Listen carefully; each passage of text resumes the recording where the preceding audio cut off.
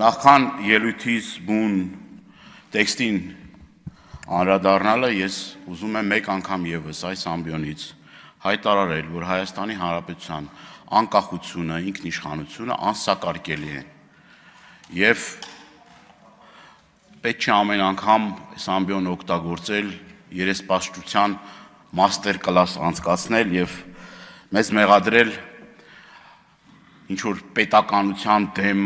գործելու կամ անկախության արժեքը չգնահատելու մեր ընկերների արյան եւ հերոսական անցած ուղու արդյունքում ստեղծվել եւ առաջին հանրապետությունը եւ 90-ական թվականներից մինչեւ քարորիա պատերազմ, եթե մի քիչ դες նեղություն տակ եւ նայեք, դուք կտեսնեք անկախությունը ով է ավելին գնահատում եւ այդ անկախության համար մեր ընկերները իրենց կյանքի գնով որևէ մի բան չեն խնայել։ Հերիքա այս ամբիոնը օգտագործեք մարդկանց մանիպուլյացիայի ենթարկելու, այս ամբիոնը, նաեւ այս դահլիճում նստած մարդիկ կան, որոնք նույն հերոսական ճանապարհն են անցել, իրենց ընտանիքի անդամները, իրենց հայրերը, որդիները, լավ հերիք չի, ինչ եք ամեն անգամ գալիս ու այստեղ ավել պակաս բաներ խոսում։ Ես իմ ելույթը վերաբերվում է առհասարակ այս վերջին օրերին այս ահավոր սպանությունները, որ տեղի են ունեցել Հայաստանի Հանրապետությունում։ Վերջին մեկ շաբաթվա ընթացքում 4 սպանության դեպք։ Եվ փոխանակ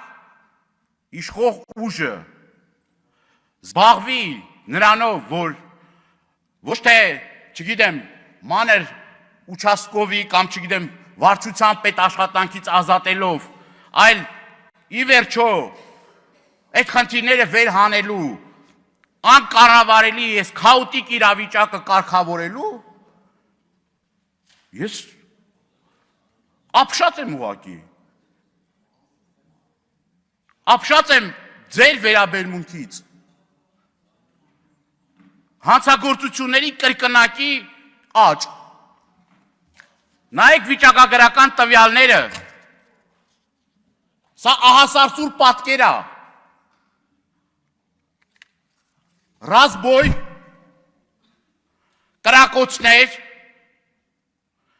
գողություն, հաշվեհարդար եւ ամեն անգամ մենք պատկան մարմիններին ասել ուղղորդում ենք, ասում ենք, որ դուք փոխանակ զբաղվեք այդ խնդիրները լուծելով, գիտեք ինչով եք զբաղված,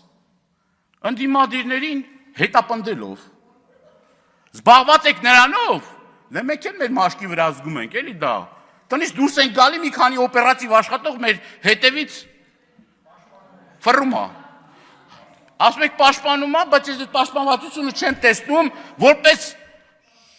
մարդ, որը 7 անգամ մեքենա թալանել են, 2 անգամ ջարդել, մի անգամ էլ այրման փորձար, պարոն Քոչարյան, որ պաշտպանում են, այդ քիչ այդպես բաներ կատարում են։ Ձեզ են պաշտպանում, մեքենան չէ, լռություն դահլիճում։ Այդ մեքենան մերն է, մենք այդ մեքենայի մեջ նստում։ Մի անգամ էլ արգելակների հետ կապված խնդիր ա եղել։ Եվ այս խնդիրները ես ոչ թե իմ անձի վրա եմ ուզում կենտրոնացնել այդ ամեն ինչը, այլ ցույց տալու, որ դուք ոչ թե զբաղված եք նրանով, որ օրինակ կանչեք ոստիկանապետին, կանչեք իրապահ համակարգի ներկայացուցիչներին եւ պահանջեք, թե ոնց եղավ, որ նույն Փարաքյարում 8 ամիս շարունակ պայթունավտանգ իրավիճակ է ստեղծվում, միջանձնային հարցեր են լինում, այդ գաղտնալսելուց լավ եք, Բա այդ որ գաղտնալսում եք, մի հատ ձեզ հետաքրքիր չի ինչա տեղի ունենում, ինչա կատարվում։ Ասում եք վենդետա է, բայց վենդետան ինչի արդյունքում է տեղի ունենում։ Վենդետան տեղի է ունենում, երբ որ պետություն չկա, իրապահ համակարգը պատշաճ չի աշխատում, եւ մարդիկ զբաղված իրենք ստիպված են իրենց հարցերը լուծել այն ձևով, որը որ անընդունելի է։ Անընդունելի է։ Անընդունելի է։ Անընդունելի է։ Հակոբյան, նախազգուշացում։ Չի կարելի, այսպես նախապես զգուշացրեցի։ Պարոն Դանիելյան, մի քիչ ցածրելի խնդրում եմ։ Լռություն։ Մեր հայրենակիցները անպաշտպան են, փոխարենը պաշտպանված են իշխանության ամենաբարձր օղակներում գտնվող անձիկ։ Տեսեք ոստիկանական համակարգը ինչով է զբաղված։ Կառավարության շենքի մոտ հազարավոր ոստիկաններ, դաչայի մոտ հազարավոր ոստիկաններ, միջպետական ճանապարհի վրա, երբ որ պաշտոնյաները գնում են, ուրեմն ամբողջ ճանապարհի երկայնքով ոստիկաններ են, հազարավոր ոստիկաններ են շարված։ Այդ ոստիկաններն էլ քիչ է, մի հատ էլ փրկարար ծառայությունից են մարդ բերում է, կենդանի պատ են ստեղծել։ Եվ այս կրիմինագեն իրավիճակը, որ Հայաստանում կա, կրկնում եմ, մեր քաղաքացին իրեն անպաշտպան ազգում։ Սիրելի հայրենակիցներ, ես ձեզնից ստանում եմ հարյուրավոր նամակներ նրա մասին, որ դուք չեք վստահում իրավապահ համակարգին, եւ այս վիճակագրական տվյալները որ կա, ամենաչնչին պատկերն է դրա, որովհետեւ ձեզ չեն վստահում։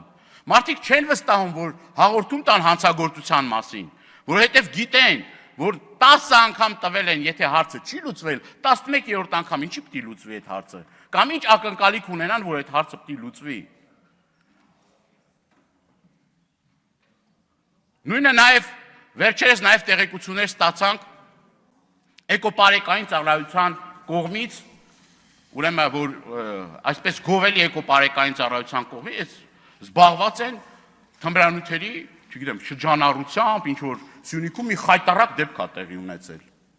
Խայտարակ դեպք։ Պարոն Պարսիլյան, պարոն Թորոսյան։ Նույնը նաև պարեկային ծառայության աշխատողների կողմից տարբեր, ուրեմն մենք եւ մամուլից եւ նաեւ վիճակագրությունը նայելով տեսնում ենք, որ այդ մարդիկ ուրեմն զբաղված են էլի թմրանյութերի հետ կապված էլի խնդիրներ կար։ Որ նույն պարեկային ծառայության աշխատողը ներգրաված է եղել։ Ներգրաված է եղել։ Եվ խնդրում եմ մի խանգարեք էլի, ես ճիշտ ասում մի խանգարեք։ Ես ասել եմ, ինչքան խանգարեք, այնքան պարոն Դանիելյանը խոսելու է։ Հեսա 10 րոպե եմ ավելացնելու։ Շատ էլ լավ կանեք։ Սիրելի հայրենակիցներ, ես մեկ անգամ եւս այս ամբիոնը օգտագործելով ձեր նամակներին ի պատասխան ուզում եմ ձեզ հավաստիացնել, որ ընդդիմությունը իր եղած գործիքակազմով ամեն ինչ անելու է, որպեսզի այն հանցագործությունները, որ կատարվում են Հայաստանի Հանրապետությունում, պատշաճ քննության ենթարկվեն եւ մեղավորները խստագույնս պատասխանատվության ենթարկվեն։ Կրկնում եմ, այս ամենաթողության բարդակ վիճակը պիտի վերջ տրվի։ Դպրոցներում էլի տարբեր ահազանգներ ենք ստանում նարկոտիկի հետ կապված։ Թմրանյութերը մտել են դպրոցներ, կրթական հաստատություններ եւ այս ուղղությամբ նորից էլի 0 աշխատանք։ Չկա, չենք տեսնում այդ աշխատանքը։ Եվ վերադառնալով այդ թեմային, որը վերաբերվում է Փարաքարին, Սա ոչ թե պետք է դուք սենց 1-2 օր հետո ասեք, որ արդեն վերջ մեղավորները արդեն բան են արել, ձերբակալված են, պատասխանատուները ձերբակալված են, դրանով իսկ ուղղորդեք, այլ դիպաչաճ քննություն գնա եւ իրապես բոլոր մեղավորները պետք է պատասխանատվության ենթարկվեն։ Շնորհակալություն։ Շնորհակալություն, պարոն Դանիելյան, Աննա Գրիգորյան, դահլիճում լրություն։